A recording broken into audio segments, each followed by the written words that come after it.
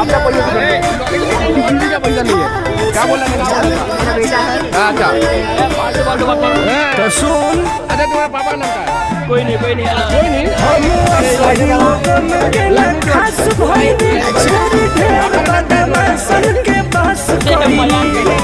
अच्छा इसके पापा का नाम क्या है?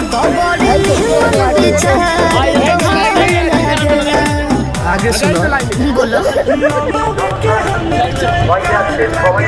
अच्छा